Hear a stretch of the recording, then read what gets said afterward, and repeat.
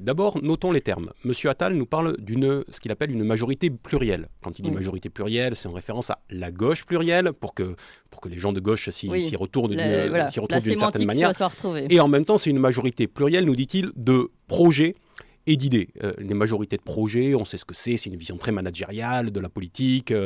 Donc ça reste du macronisme. Mais Monsieur Attal sait qu'il ne pourra pas être le pivot d'une telle majorité. Dans ce cas-là, elle devrait s'élargir. Sauf que quand on pense l'élargissement, qui pourrait y aller? On nous dit de LFI jusqu'à LR. Ont-ils tous intérêt à y aller? Clairement, les insoumis ont déjà répondu non. Et pourquoi ont-ils répondu non? Parce qu'ils se placent, eux, dans la perspective de la prochaine élection présidentielle, qu'elle ait lieu en 2027 ou qu'elle ait lieu à un moment ou à un autre, de manière anticipée.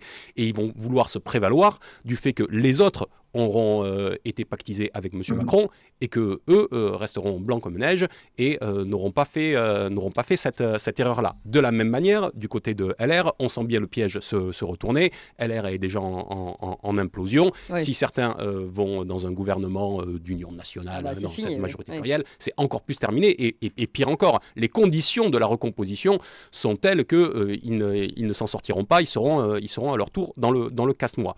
Donc, on voit bien quelle est l'issue qui est souhaitée par M. Macron, mais on voit bien qu'en fonction des intérêts des uns et des autres, des intérêts électoralistes à court et moyen terme, ils n'ont pas forcément tous intérêt à y aller. Donc cette quatrième étape, ce que j'appelais tout à l'heure la quatrième étape de la valse, elle n'est pas réalisée et c'est peut-être d'une certaine manière la plus intéressante. Mais le plus important d'un point de vue structurel, et c'est ce qu'on commençait à évoquer dans notre échange, c'est que finalement, c'est peut-être pas la constitution de cette coalition gouvernementale qui est le plus important. À l'étape où nous en sommes de la démocratie minoritaire, ce qui fait qu'il n'y a rien qui se dégage, et je le redis, d'élection en élection. On est dans un enquistement de la démocratie minoritaire, y compris désormais en France.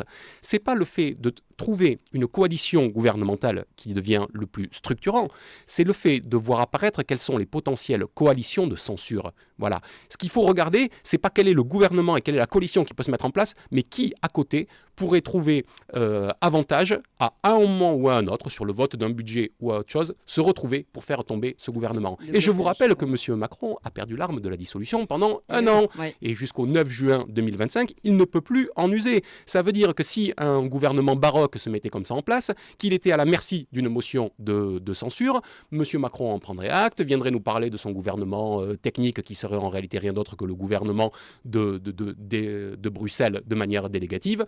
Et là encore, M. Macron finalement serait pas forcément le plus triste d'une telle issue. Oui, intéressant.